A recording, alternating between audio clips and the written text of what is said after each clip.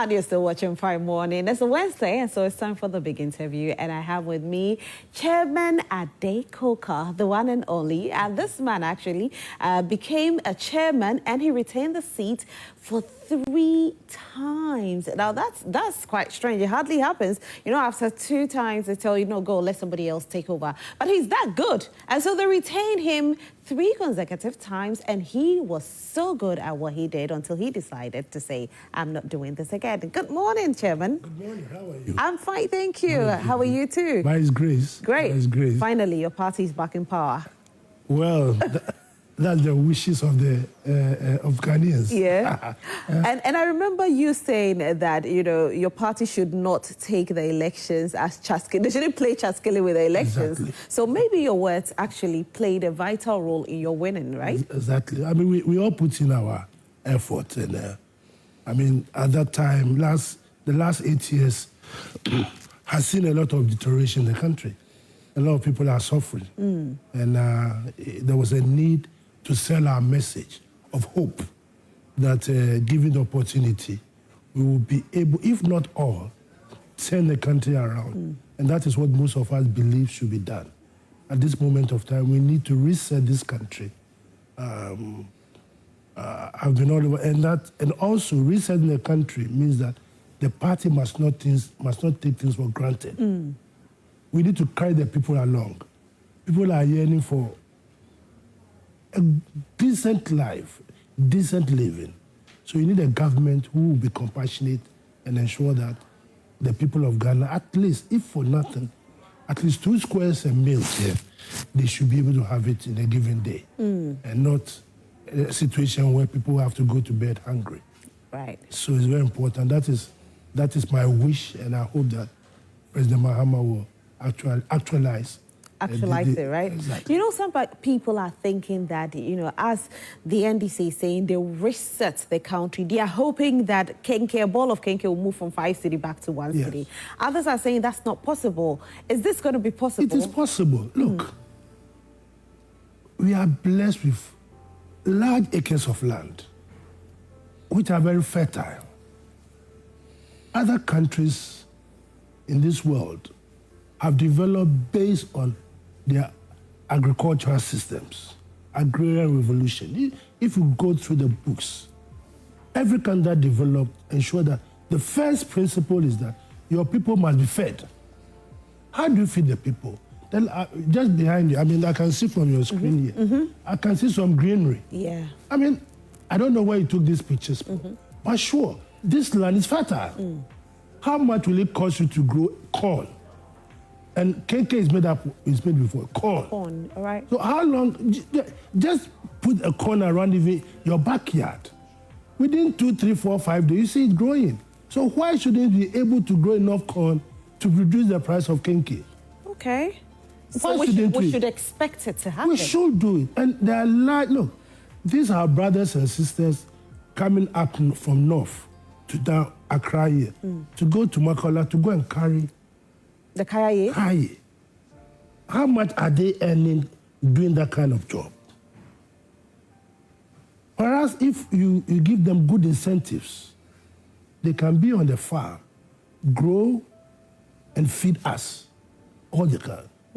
So you ask the price of Kenke. The price of Kenke can come down if we focus on ensuring that we grow what we eat. So we ought to focus more on Exactly. agriculture. Right. And exports. Feed yourself before you start thinking about exports. Okay. Why do you have to import rice? When you got our farm plains there, that you can grow rice. Why should you import sugar? You got Commander factory where you can produce your own sugar. Are you going to advocate that all Ghanaians eat local rice so that we ban the importation of rice? When we were growing up as kids, we were eating local rice. We used to go to school with what you call bata. I don't know whether you've heard that name before. No, I haven't. Bata shoes. Okay. They were made in Ghana. We used to wear khaki to school. But we were made in Ghana. Kwame Nkrumah created the industrial area, thermal industrial area. We're producing Akasanoma fridge. You know, Akasanuma Fridge started by using kerosene to power it. We're using that. Akasanuma TV, radio. If we started assembling Volkswagen cars, we were trying to be self-sufficient. It can do it. Because those in China who are doing those things, they are as human as we are. They've got the brain matter, they've got fingers, they've got hands, they've got eyes, except that their color is different from us. Ours. Does that mean their brain is different from ours? No. But you see, this is a case whereby same government, there are people in there advocating for ECG to be privatized, advocating for Ghana Water to be privatized. And so... When you say private, that doesn't mean you are giving to foreigners. Okay. The Ghanaian, Kwame Nkrumah said, we must gain the commanding heights of the economy. We must. I know you travel several times. You go to London, there's the Thames Valley water. You go to Birmingham, Surrey, every locality or county has got all this water system. Yeah. They are not run by the Chinese. Neither are they run by the Americans. They're run by private. British citizens. Okay. So that's what you're advocating Exactly. for. Okay. And that's how you create wealth. And you create what you call a system, people, so that we ourselves will regenerate ourselves. Why should everything be a foreigner? You look at Obuasi, you've given the mines to the foreigners. The Anglo. But go to Johannesburg. They are run by whether they are Africans or but they are all South Africans. If you don't mind me asking, then, are we now going to advocate that most of the companies that are run here by foreigners should be run by the locals? It should be a mixture. Where no country can grow on its own. It should be a mixture. But our people too must be carried along. Okay. I'm not advocating for investors not coming in. But there must be a deliberate policy to create our own. The first time I went to China, Guangzhou, and I went to a factory. And the owner of the factory had been given money by the government to produce garments and all those things to be brought here. The government of China was deliberately, empowering that gentleman to come and sell to us. So why don't you look at that model and also develop your country? Right. I mean, for instance, why should we import Thailand rice? Go to Thailand.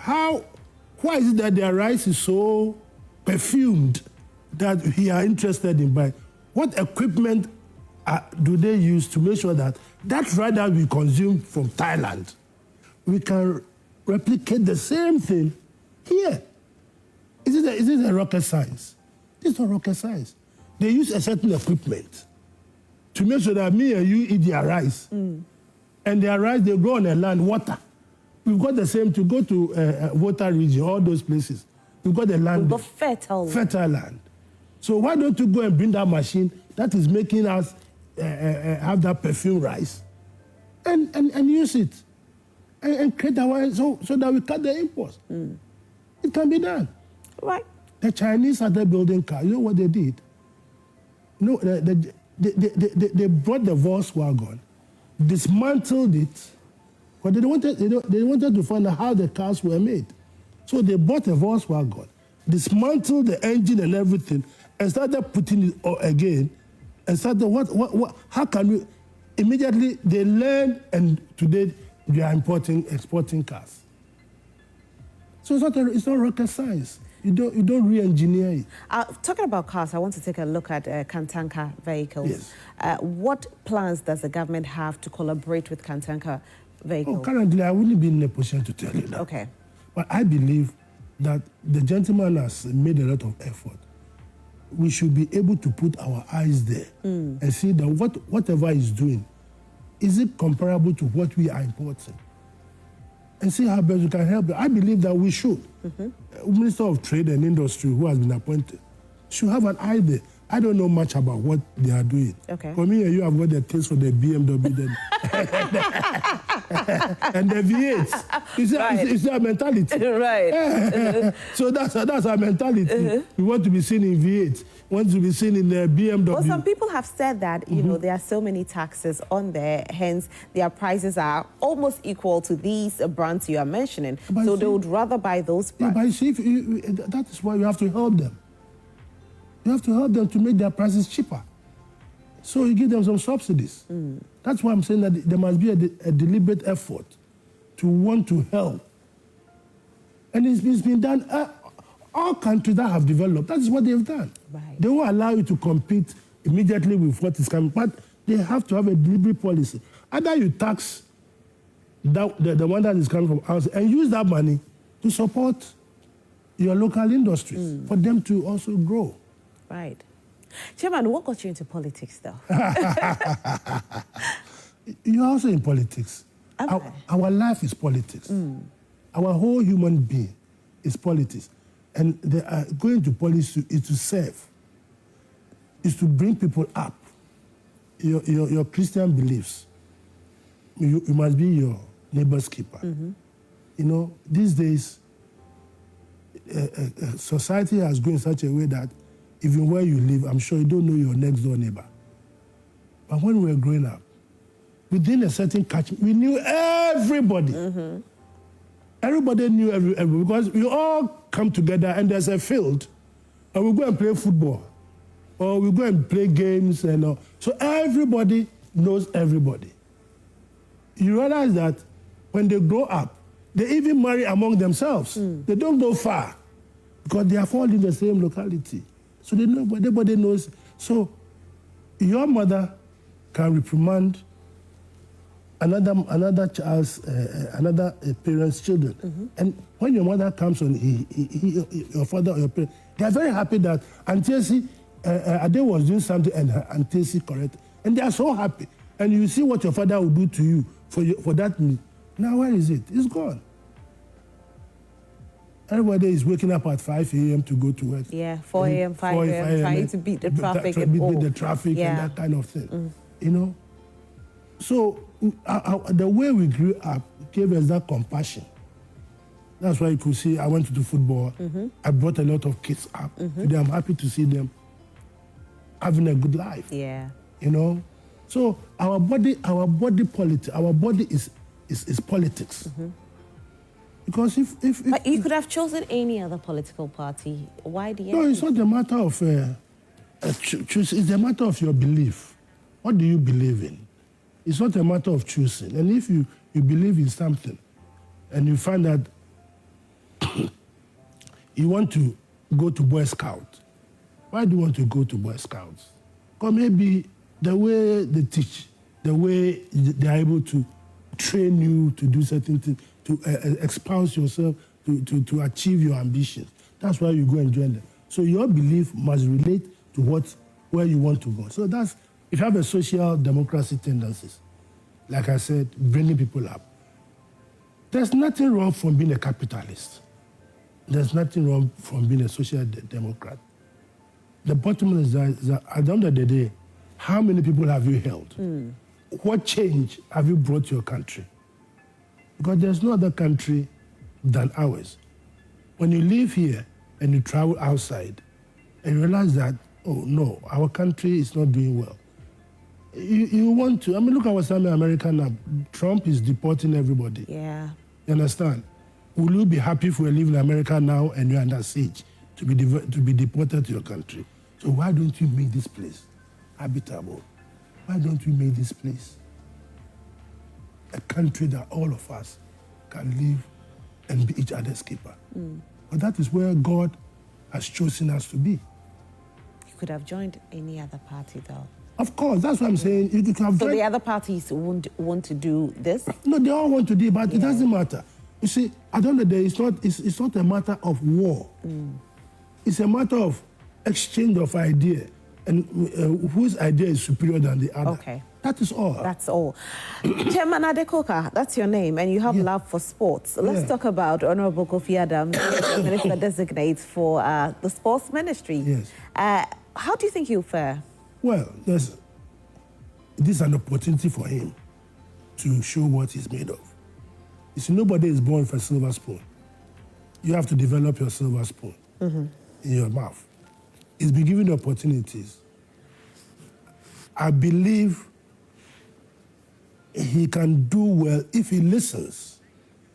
Going to that field, that people have gone before you. You need to engage them. That's the mistake most of our people do. They don't engage. You have to engage those who have been there. I don't know about his sporting prowess. I believe that if he engage, people can advise him, do this, and collectively, we can push you forward. What advice would you give him? Maybe he's watching this morning. First and foremost, we need to sanitize the football administration. The football administration in this country needs to be sanitized. It has become too political. It has become, we have a system where club owners are running the game. And so you find parochial interest within the system. When we were running the game, we were running because, like I said to you, you want to see your country achieving something. So you have the Nana Butlers, the Jaulas, or any Bachars. These were people who were doing for the love of country. And in everything that you do, if there's no love of country, you will not succeed. It becomes a parochial interest. So when you go to a meeting, all that you are thinking about is your interest and not the interest of the larger society. And these are the kind of things that we need to move away from. Him going there must make sure that he has got people who have got the love of country first. Look, when you have succeeded in putting your country first, your country reward you. A serious country will reward you. If not you yourself, if not the country rewarding you, people themselves will reward you. They appreciate what you have done. And you walk tall. You don't need military policemen to be surrounding you when you are. You'll be walking free on the streets of Accra without any fear of it. So apart from sanitizing the place, what else does he have to do? That's the first principle. That's the first thing, yeah. That's the first thing. Yeah. When you've done that, then you should put round pegs in round holes. Not square pegs in round holes. Please explain. You have to have the people who are knowledgeable, who can do the job. And also, unfortunately, when you talk about sport, what comes into your mind is football. Yes. Because that's the opium of the masses.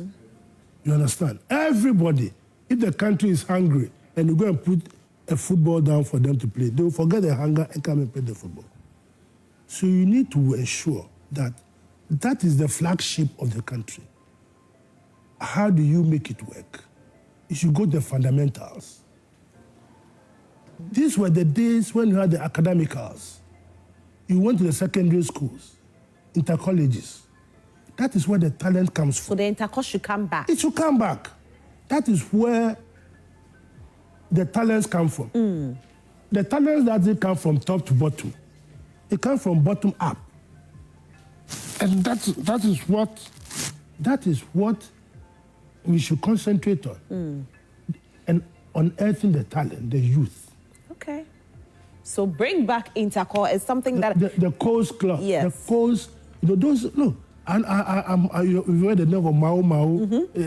I mean, mysterious this. Those days, and those places, they were more competitive even than the National League or that kind of, because that is where the youth emerges and you put them together and they graduate. And Brazil, all those, that is how they have been. But now, we are sitting down and then you hear some Quesata, Germany, Quesata Graham, because his father is Ghanaian, his mother is Germany.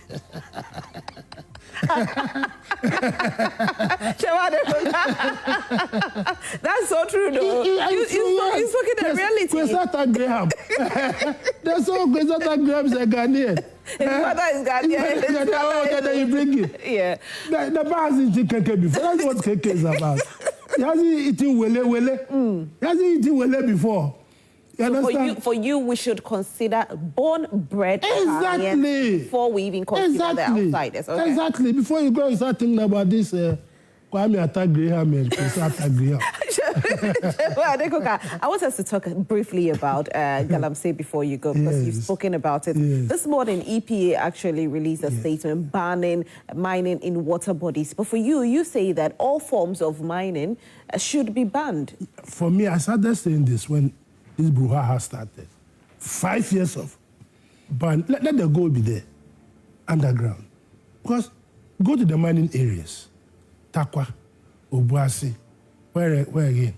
You name it, if you can give me other names. What is the level of development?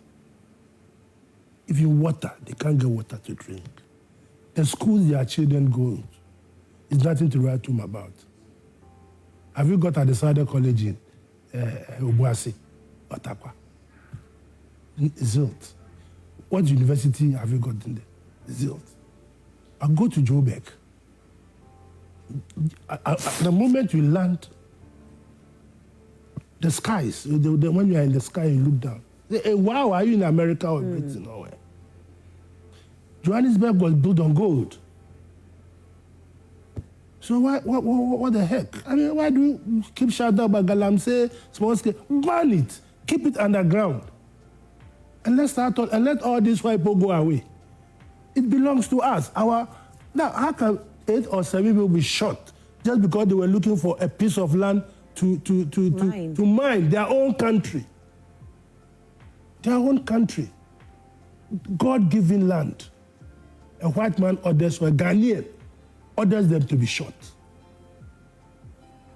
And we see now what has happened. So our life means is worthless in our own country.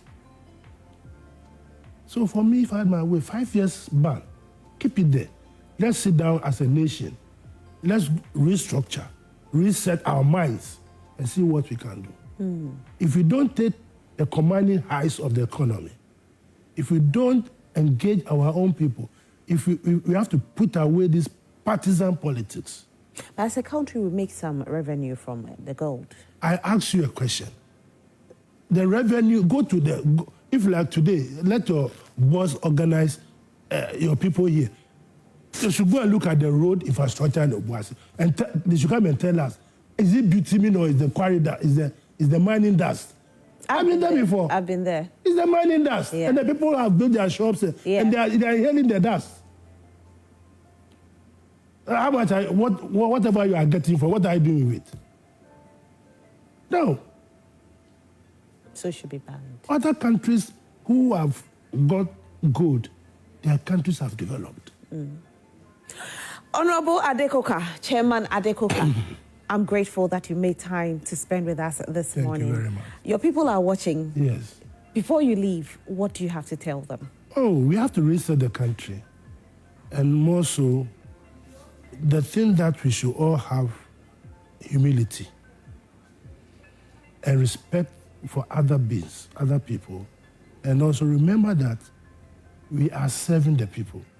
We are not lording over them. This country has given us 2 years to reset. The verdict will come in 2 years' time. And I hope and pray, all of us, regardless of where you are coming from, whether MPP, PPP, or wherever it is, let us reset this country for a better future. It's very, very important. Chairman Ade Coker, thank you once again. We are very grateful. And he's full of wisdom. So he says that the country has given them 2 years to reset. It's not 4 years, but 2 years to reset. And so they are going to make sure that they reset. And hopefully we'll have a ball of K&K moving from 5 Ghana cedis to 1 Ghana cedis. He says it is possible if only we invest in agriculture, if only we give our people the opportunity to work hard. Definitely things are going to get better. And he has been a 3 times chairman for the Greater Accra region for the NDC, so he knows what he's talking about. Thank you all so much for watching Prime Morning today. Don't forget, today's a Wednesday, and so at exactly 1 p.m. we are having changes right here on Joy Prime. Now, if you want to be a part of the studio audience, you can be here at exactly 12 noon. It's absolutely free of charge. Today, for Do It Yourself segment, we'll be learning how to prepare healthy samosa, and also we'll talk about why there's so much absenteeism at work lately. Could it be health related? Could it be stress related? What is it? Well, we'll get to know that if only you tune in to Changes at 1 p.m. My name is Roslyn Felly. I did this with the man, K to the M to the J, and a very big thank you to the entire production team. Enjoy the rest of your day. Bye.